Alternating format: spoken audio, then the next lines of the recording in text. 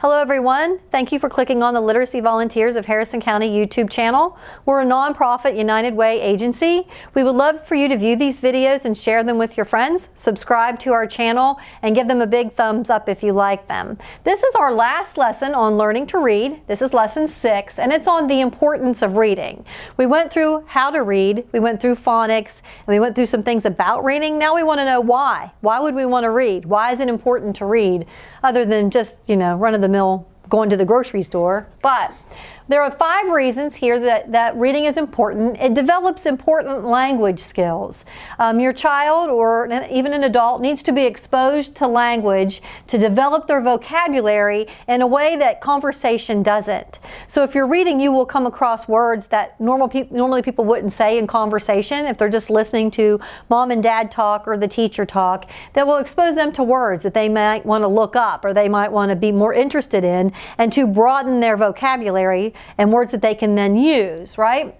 Number 2, reading is especially necessary with today's technology. The use of computers and smartphones has made reading more important. So we have things like texting. You have to text words, right? And conversations to people. Sending emails is another one. Creating posts like a blog post or something like that. You don't want to seem illiterate. And even on your social media, Facebook, Instagram, all of these different things, they all require reading and writing skills. So it's important to be able not only to read, but also to write. And we can do some videos on writing and how to write well.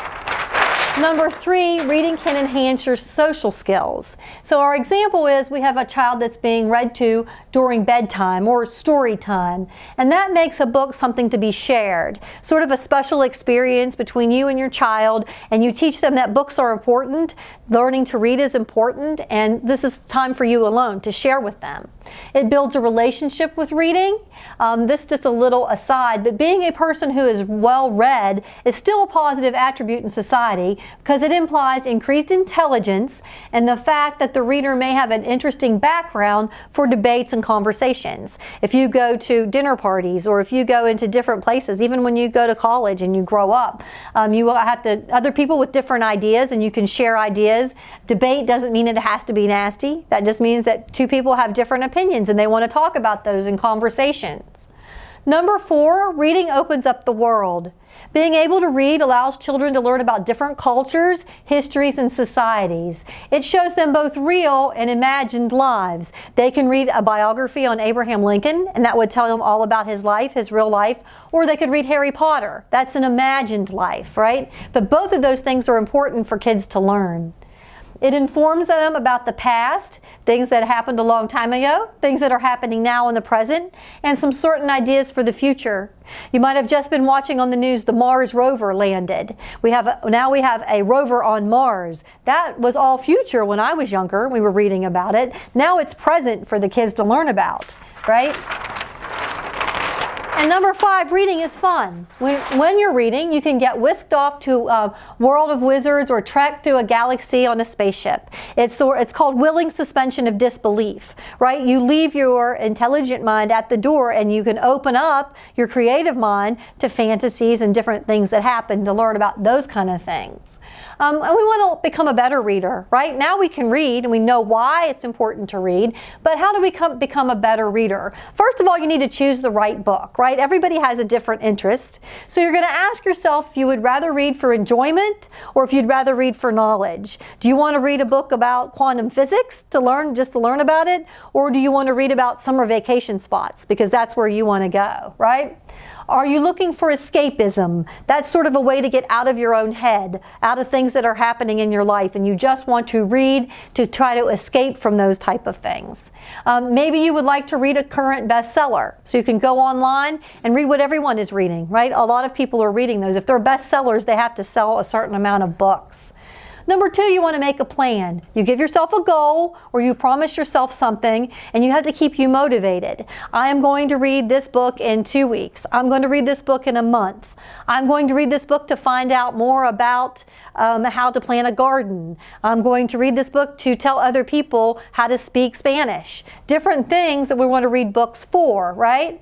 And it's okay if you quit a book if it doesn't hold your interest. And I always thought when I was younger you have to finish every book you started. started. So the only book that I've never finished is Red Badge of Courage. I've tried to read it and tried to read it and tried to read it and can't make it through. But don't be hard on yourself. If you don't like that book, pick up something else that you think that would hold your interest longer or that you would like to read.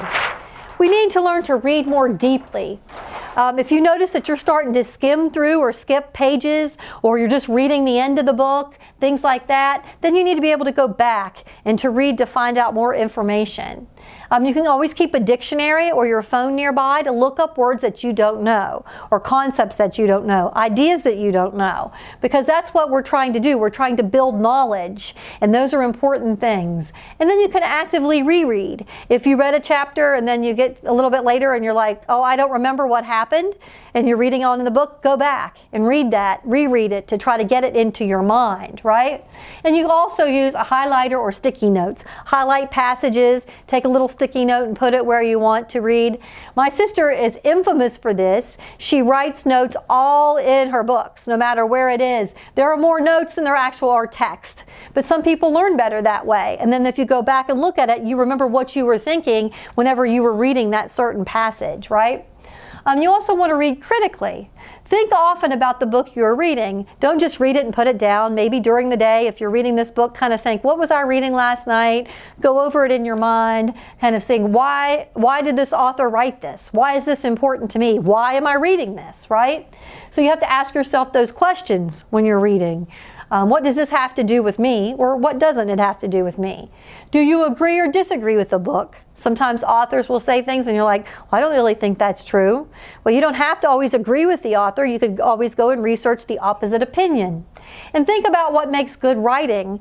Once you have become more well-read and you start to read something, you're kind of like, this doesn't sound right, or this doesn't make sense to me. And then you'll read something else and go, oh, what a wonderful book, what a wonderful article. And so you begin to know what makes good writing. You could always join a book club to become a more social reader. So everybody gets a book that they pick and they have a month to read it, and then at the end they sit around and discuss it. There are a lot of online book clubs now. Even younger kids can join in and talk about books. Find your author on social media, if it's someone who's still alive, or even if it's someone who's passed. Ernest Hemingway. You want to go back and read about his life and why did he want to write? What did he write about? What were the experiences in his life that made him a good writer, right? And then you want to read more than one book by a certain author. This is what I like to do. I found out I watched the movie Jurassic Park and read the book by Michael Crichton and loved his books. So I read every single one of his books, even his fiction and nonfiction books, because he was a medical doctor as well as an author. And so he has some great nonfiction books as well, right? And so that's always interesting to read more than one book by a certain author.